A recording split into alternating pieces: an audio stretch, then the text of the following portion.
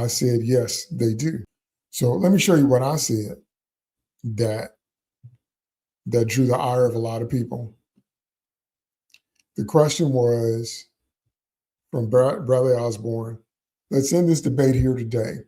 Does someone actually have to read comic books in order to call themselves a comic fan? This was my response. I said, yes, they do.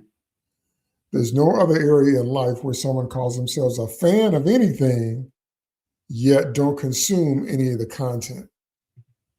Now, is that rocket science? Is that just me, or is that plain as day?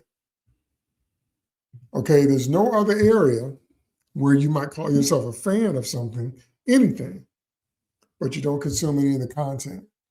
How are you a fan of baseball if you don't watch baseball games? How?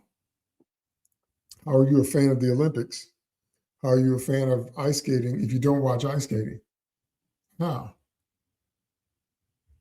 So then I went on to say in my tweet, the problem is the nomenclature. Many people are fans of comic book based media, which is just what Nilly said, meaning animation, TV shows, live action films, video games, RPGs, etc. So they are enjoying that, and it's based on the IP from comic books. So I showed you Nilly's tweet to show you I'm not the only one saying that, because it's common sense. It's not this big leap, okay? So you're a fan of comic book based media.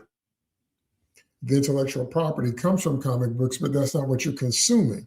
You're consuming media based off the comic books. So some are actually a fan of comic book based media, not of comic books themselves. You're not a fan if you don't consume the content anywhere else in life. Again, that seems like such a straightforward principle to me. I don't understand why it's controversial in any way.